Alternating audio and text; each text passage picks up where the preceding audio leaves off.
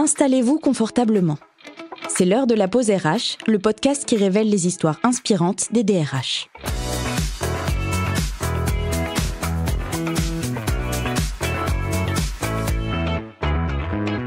Aujourd'hui, on vous emmène dans les coulisses d'une transformation express, celle de Penny Lane.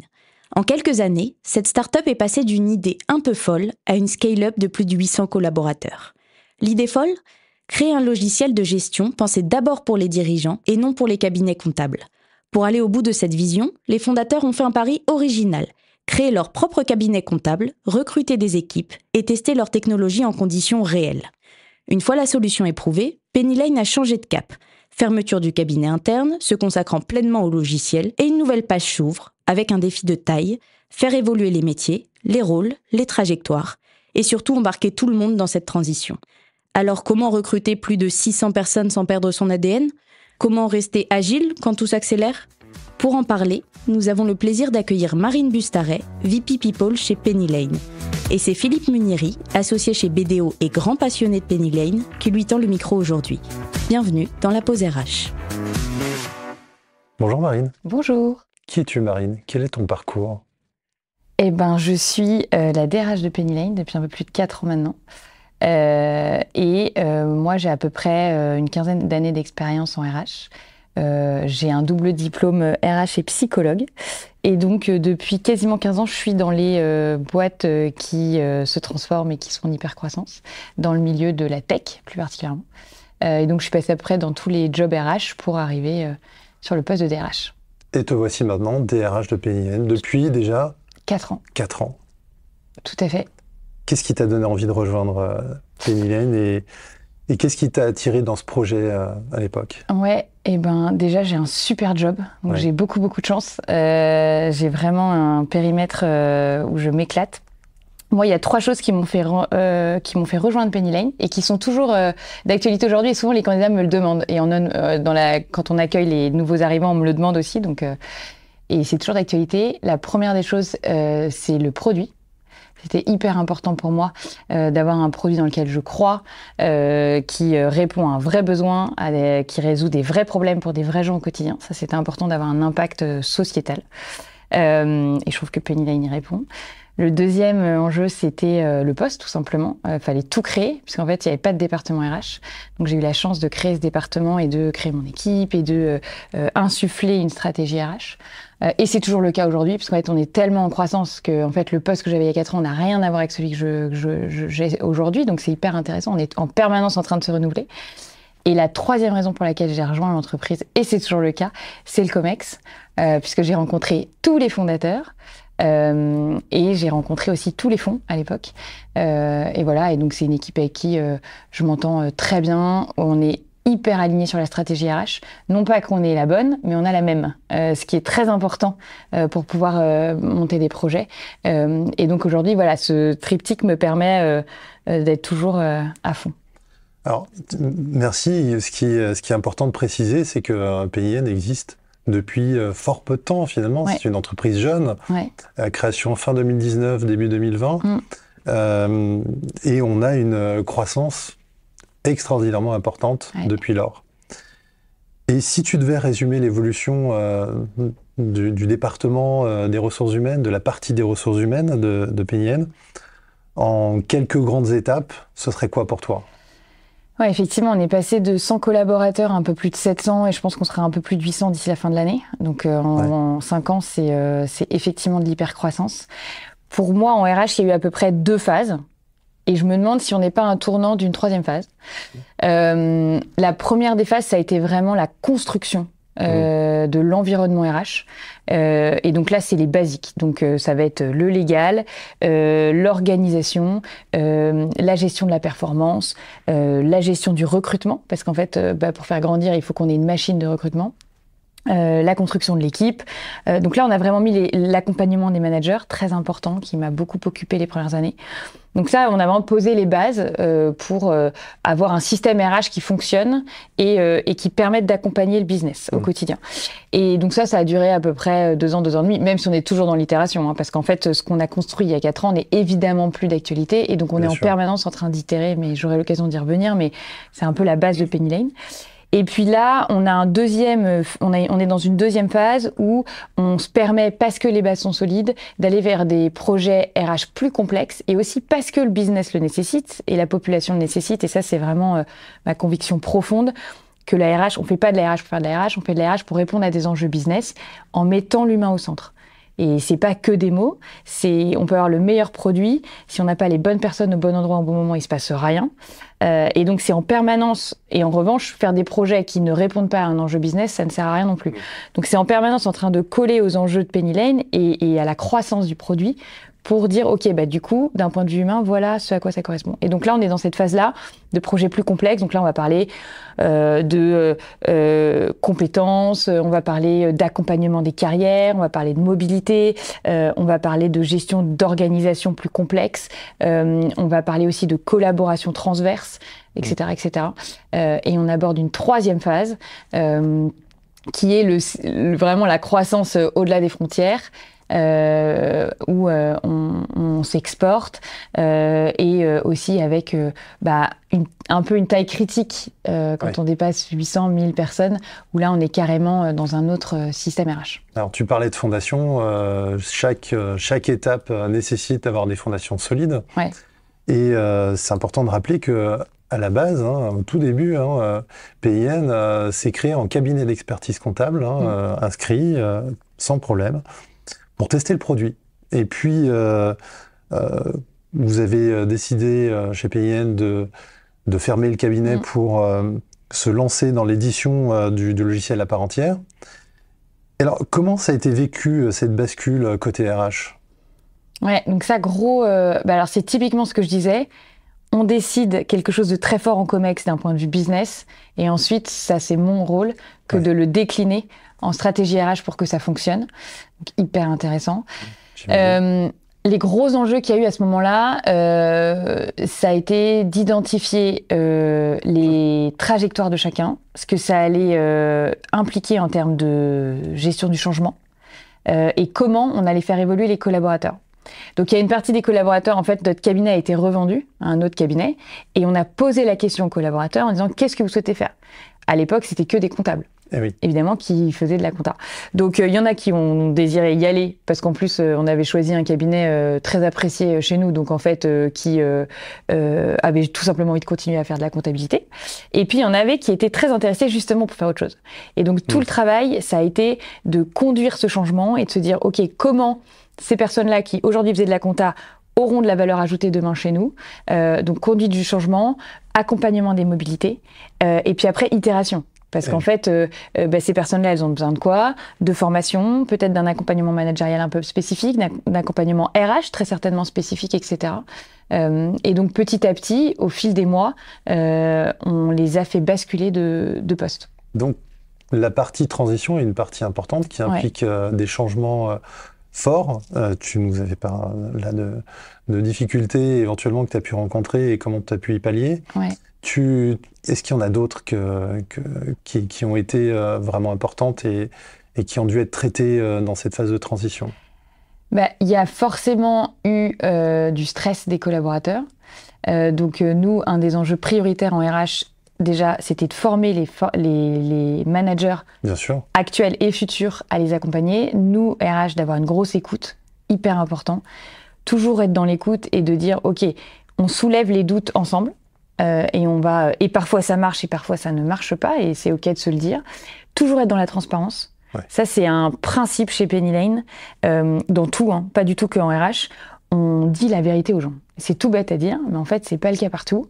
Alors, il y a des choses qu'on peut pas forcément dire tout de suite, ou dans les termes qu'on a évoqués en Comex, parce qu'en fait, il y a différentes phases, etc. Mais on est hyper transparent. Donc, quand on a décidé de dire on va se refocuser sur le SaaS, on l'a dit à toute la boîte.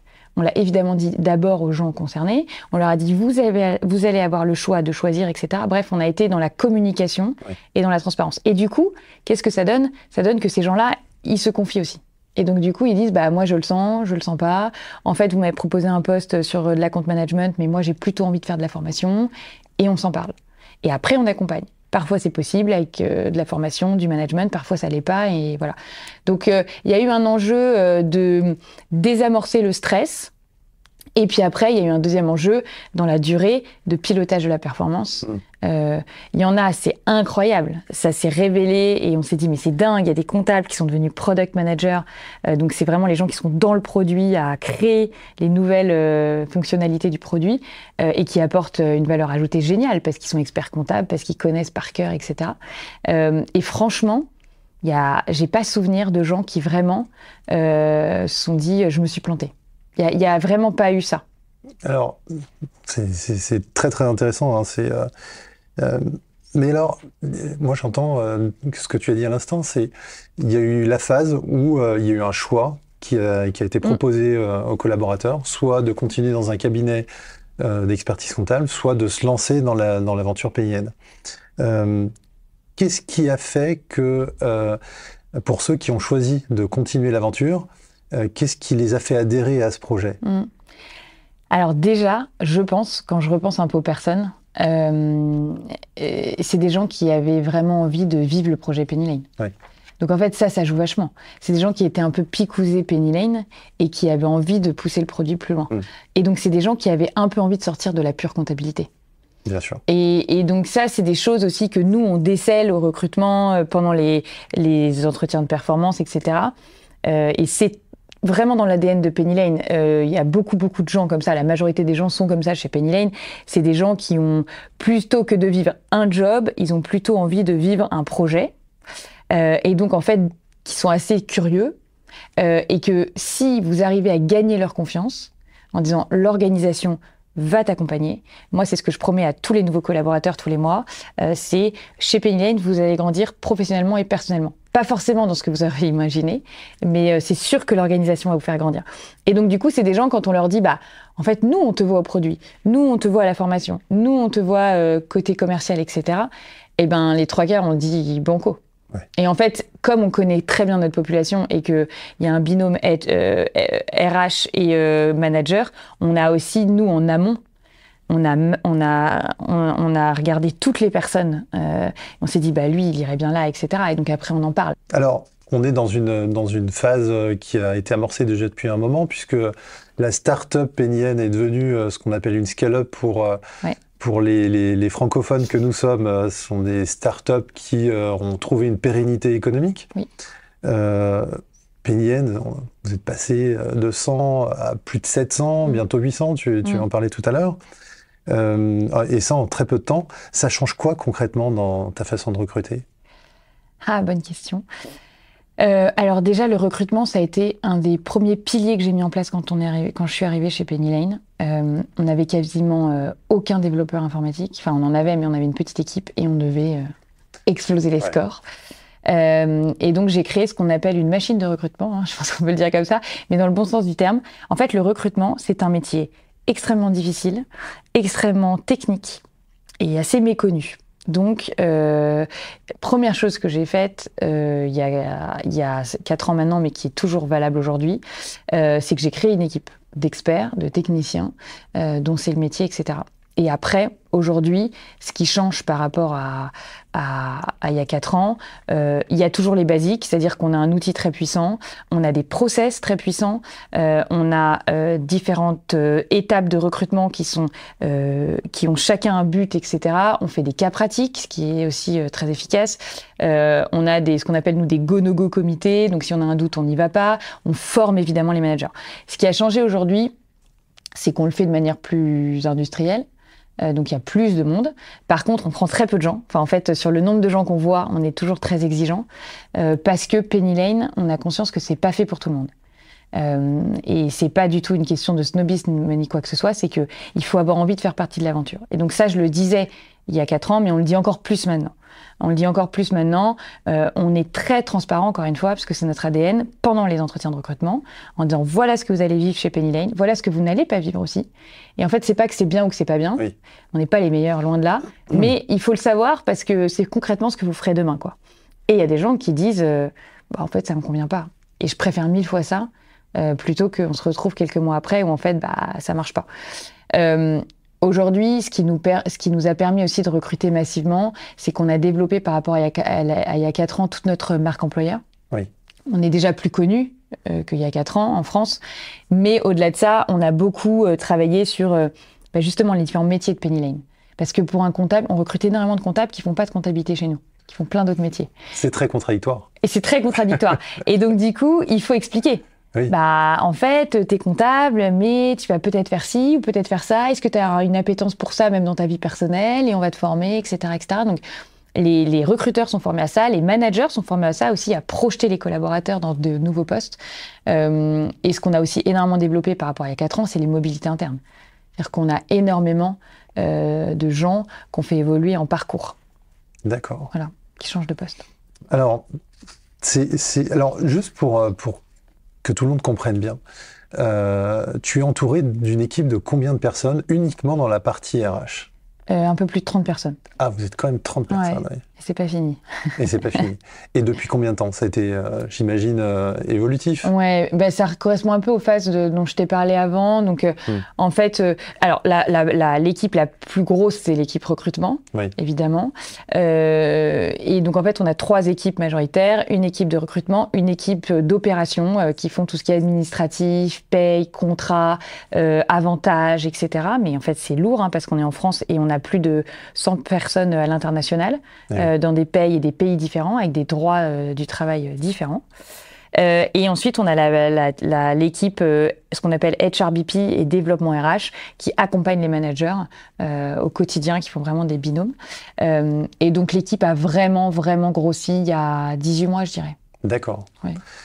Alors, la notion d'exigence transpire dans tout ce que tu dis, la mise en place de tout un tas d'outils, une équipe formée, très prête à prendre en charge tous ces nouveaux collaborateurs. Mais comment on fait pour garder le cap chez PIN?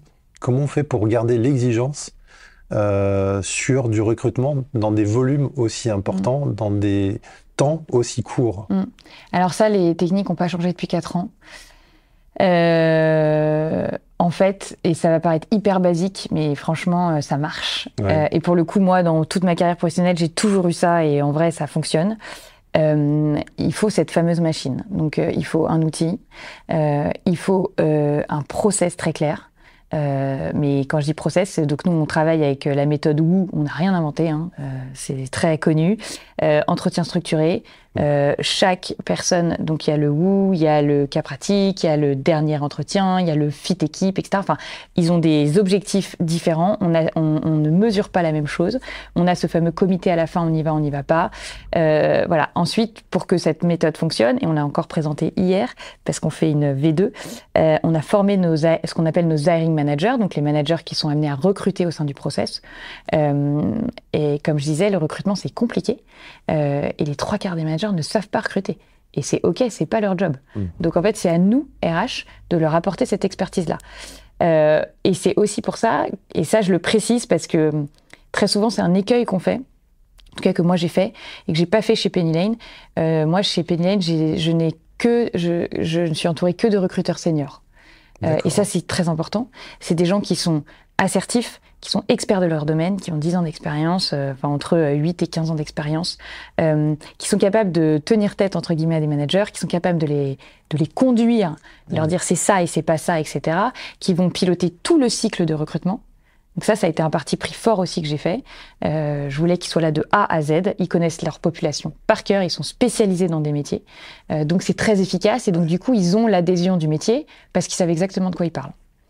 Et donc c'est eux et c'est une de nos valeurs, ça s'appelle l'ownership radical chez nous, donc c'est-à-dire le fait de prendre des responsabilités.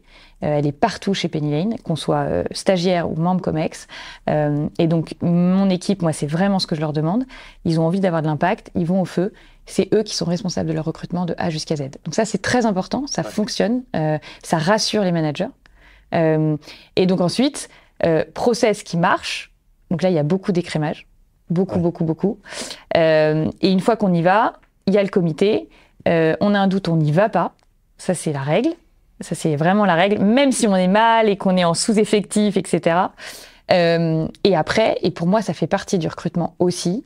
Et ça, c'est un truc qu'on fait, que j'ai mis en place quand on est arrivé et vraiment qui est puissant. C'est le pilotage de la période d'essai. Donc là, c'est plus côté recrutement, mais c'est côté HRBP.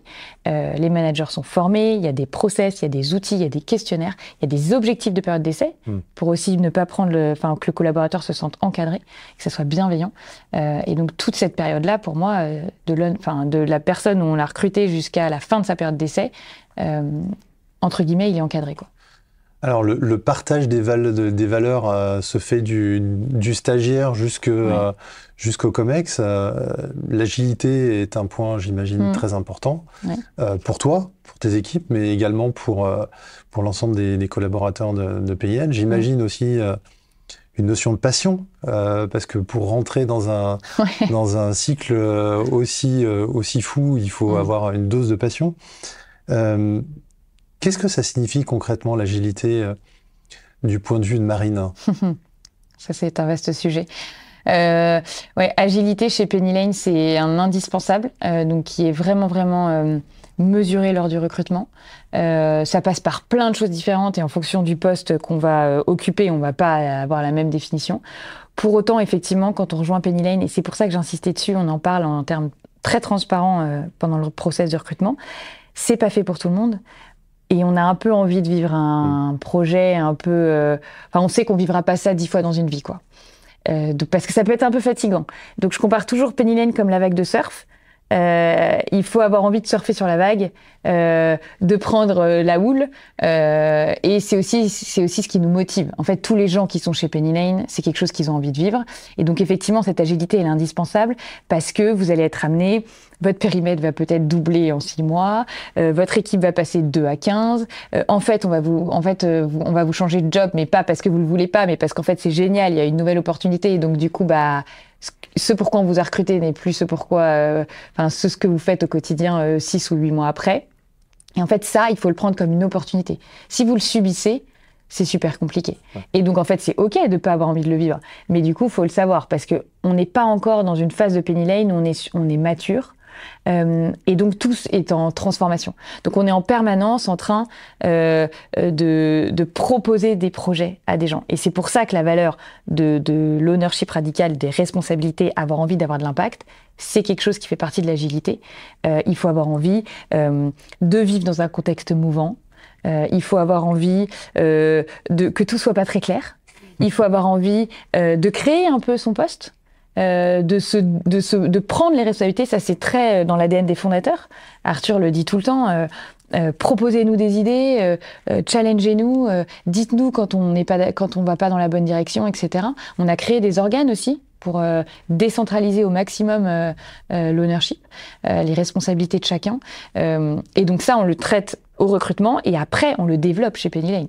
C'est-à-dire qu'on fait des formations sur la collaboration, sur comment on gère notre temps, comment on gère nos priorités, etc., pour développer ça au sein des collaborateurs.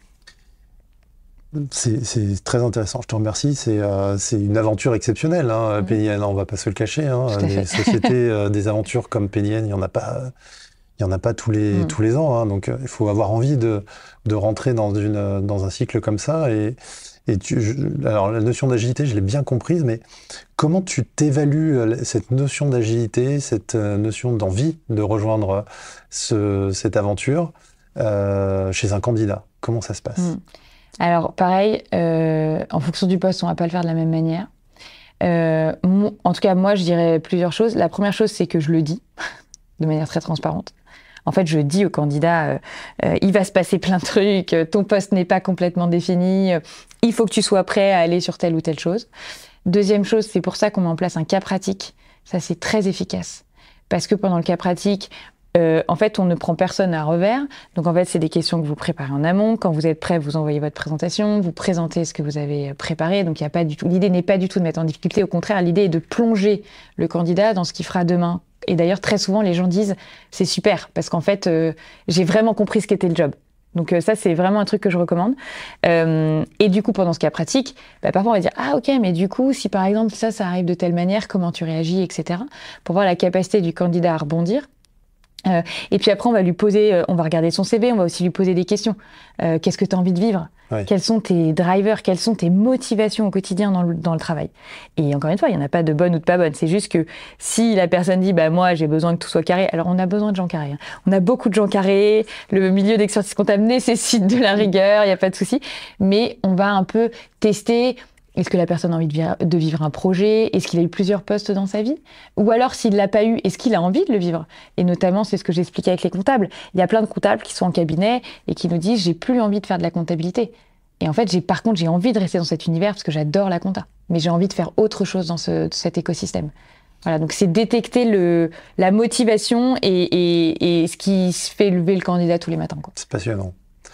Alors, d'abord, je me posais la question, vous êtes combien de recruteurs exactement ?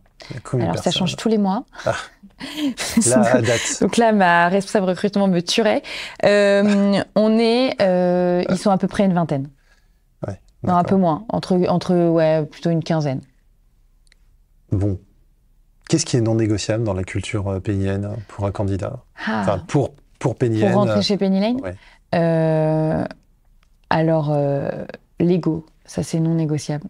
On a la chance d'avoir des fondateurs, pareil, ils me tueraient si je dis ça, hyper humbles, qui nous conduisent au quotidien.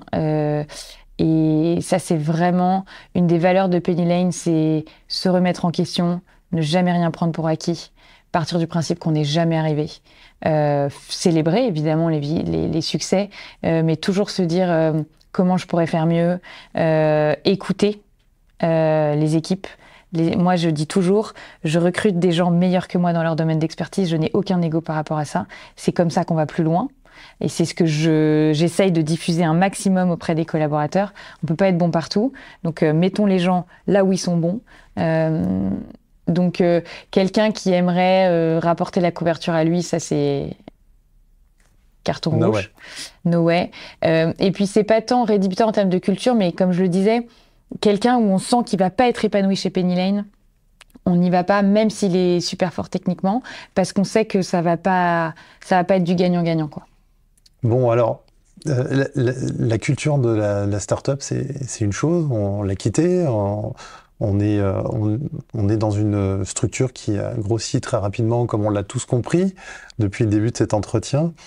La notion d'agilité est un point très important. Comment on fait pour la garder, cette agilité, en devenant une scale-up ? Et tout à l'heure, tu parlais, on n'est pas encore dans un statut de maturité totale.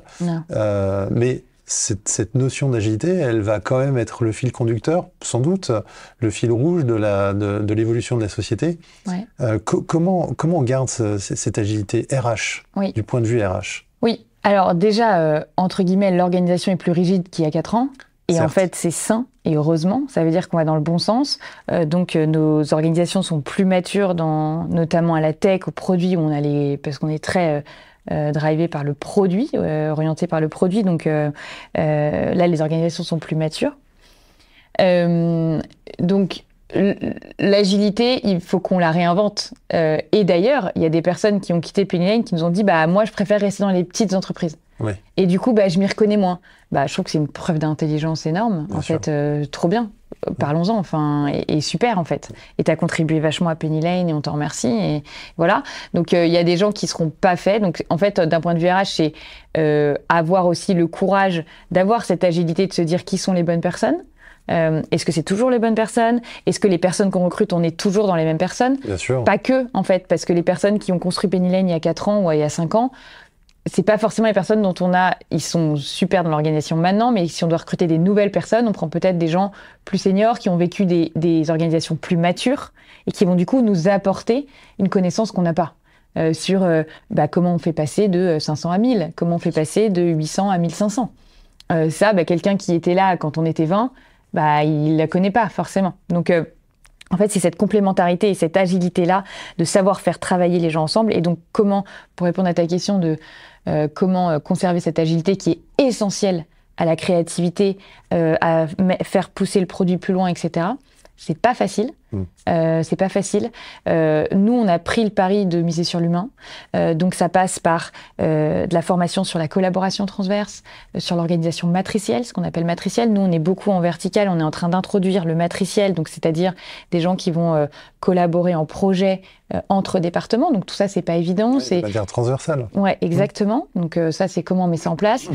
Former les managers, inventer des nouveaux métiers qui vont mettre aussi de la fluidité dans les process, etc. Et puis, ça paraît tout bête, hein, mais discuter, être dans la communication, prendre le feedback, et ça, c'est hyper important. Nous, on fait un questionnaire toutes les 6 semaines, on prend le pouls de l'équipe, de toute la boîte. On l'a encore fait cette semaine, on a dit, et surtout, on communique les résultats. Par équipe, et on est transparent. Là, ça va moins. On a beaucoup de chance, on a un score incroyable.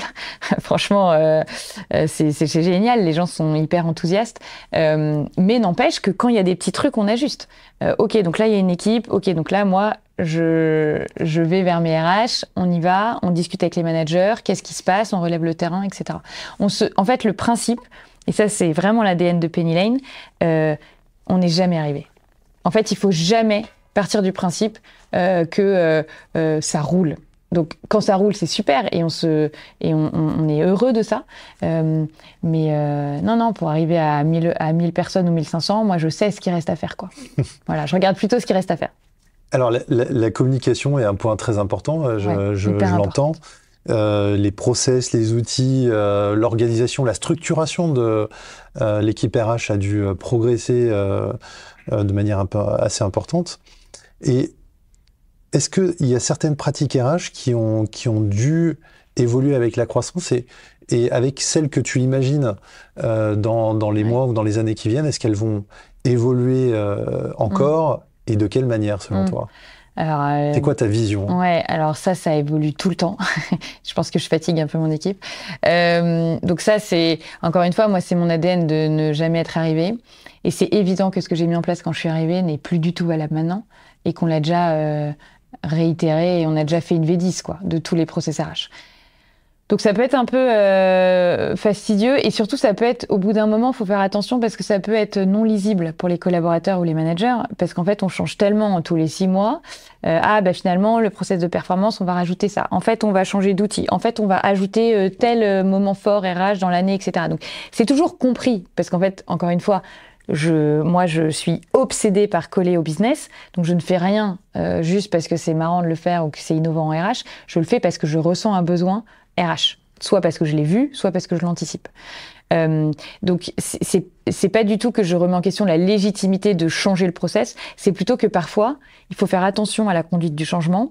Il faut faire aussi en sorte que les gens aient le temps d'absorber ce process-là. Donc ça, c'est important de mesurer, donc de prendre un peu des garde-fous. Donc oui, tout a évolué depuis 4 ans. Donc moi, j'ai posé des bases. Donc ces bases sont toujours là, mais c'est plus du tout les mêmes bases.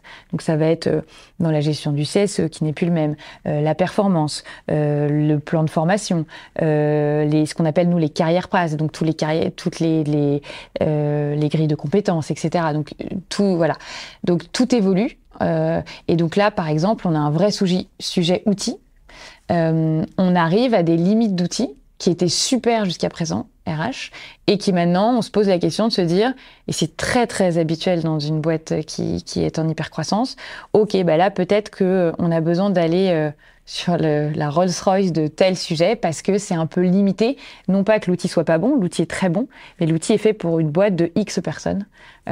Et donc là, moi, j'ai besoin d'avoir plus de fonctionnalités, donc j'arrive à la limite. Voilà, donc c'est tout ce qu'on est en train d'envisager pour les années à venir. Ça a peut-être rappelé le développement d'un outil Penny Lane RH. Ne sait-on rien. Ne sait-on rien. Alors, une fois qu'on a recruté, il y a la partie qui est essentielle, on parle d'embarquement. Tu parlais de période d'essai également, mais du point de vue du salarié qui arrive tout fraîchement chez Penny Lane. En plus, c'est pas une personne par mois. Hein, c'est globalement juste. J'ai compris que c'était mensuel. Il y avait des wagons de nouveaux collaborateurs qui arrivaient. On peut parler de plusieurs dizaines. Tout à fait, tous les mois. Donc nous, c'est ce qu'on appelle la semaine d'onboarding. Donc c'est effectivement les gens qui arrivent par promotion. Voilà, on appelle ça des promotions. pour vraiment instaurer un esprit d'équipe.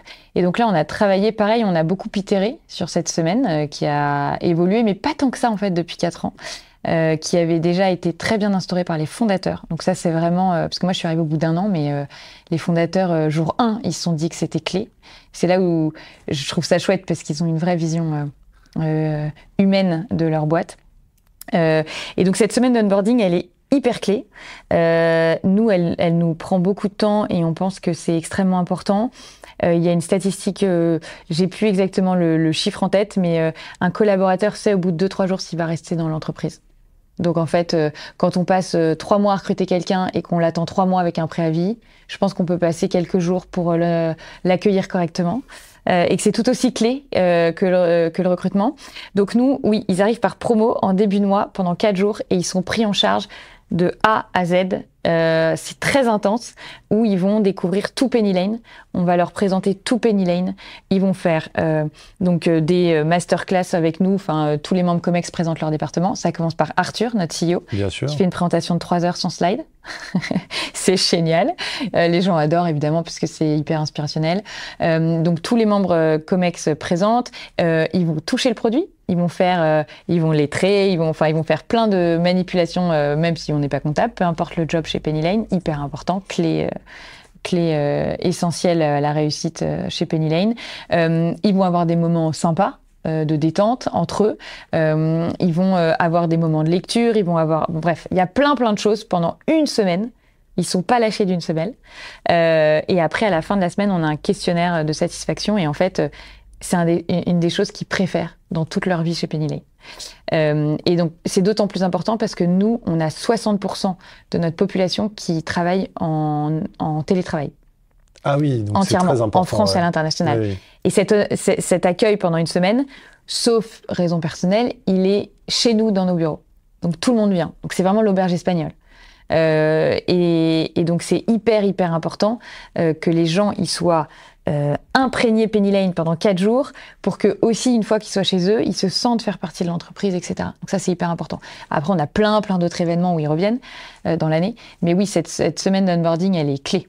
Et après cette semaine globale Penny Lane, chaque département a ce qu'on appelle des accueils spécifiques pendant 1 ou plusieurs semaines où là la personne va être prise en charge par une personne du métier, pas que le manager, où là elle va apprendre tout sur son métier Penny Lane.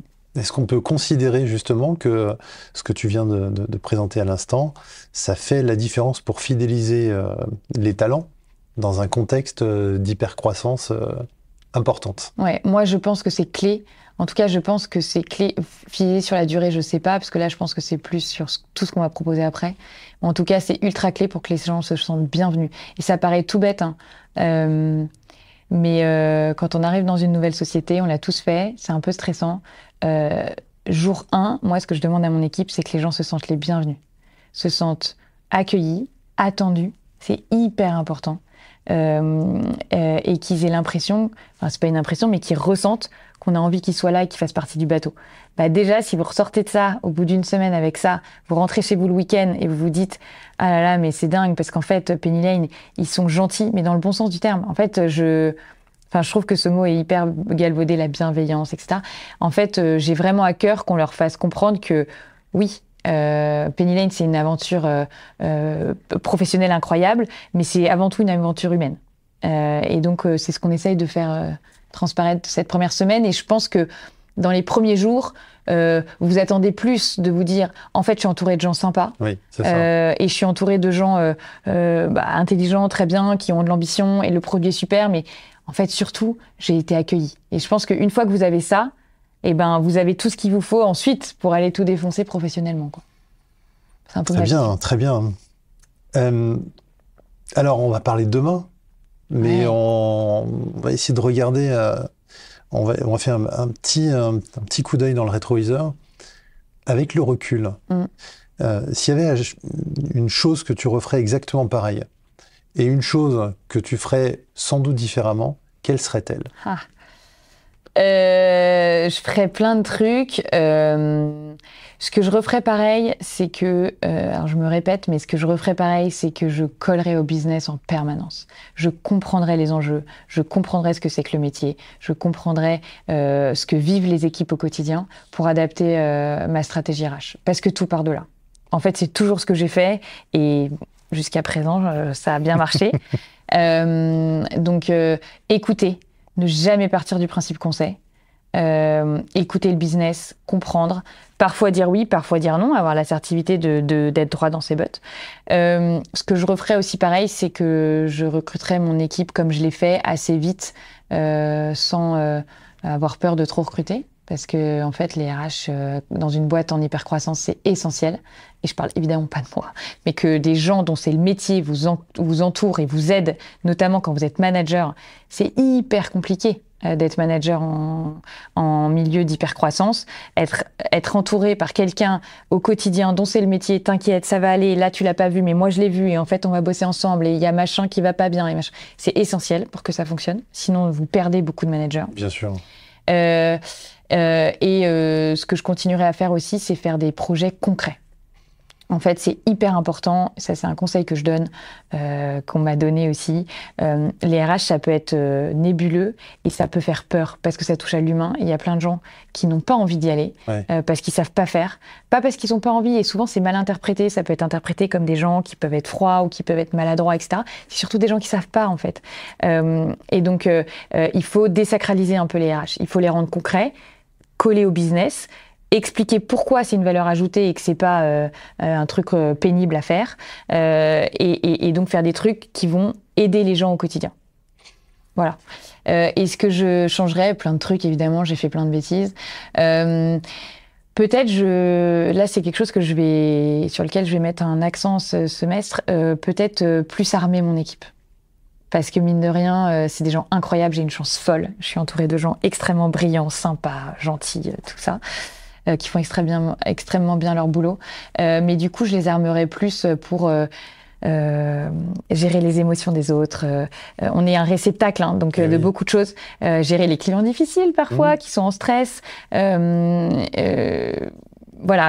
plus pour prendre de la hauteur. Comme dit une de mes managers, faire la girafe. Je trouve que c'est une très belle métaphore. Je pense que je le ferai plus tôt. D'accord. Voilà, pour les aider.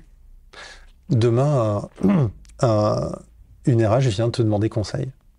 Elle est dans le début d'une phase de croissance, même d'hypercroissance.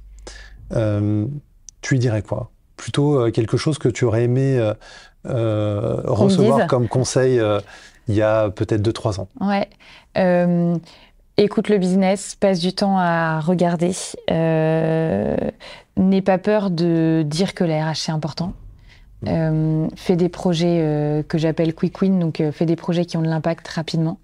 Montre, démontre, parle de la RH, explique, dédramatise, construis ton équipe. N'aie pas peur de t'entourer de gens meilleurs que toi, hyper important. Connais-toi toi-même, connais tes forces, et du coup entoure-toi de compétences que tu as moins. Forme tes managers. En fait, tu ne seras pas sur le terrain, c'est eux qui le seront. Ouais. Donc ça, si tu as un budget à aller chercher, c'est celui-là. Forme tes managers, c'est hyper important. Ne les lâche pas d'une semelle. Et puis, itère. Et puis, tu te trompes, c'est pas grave.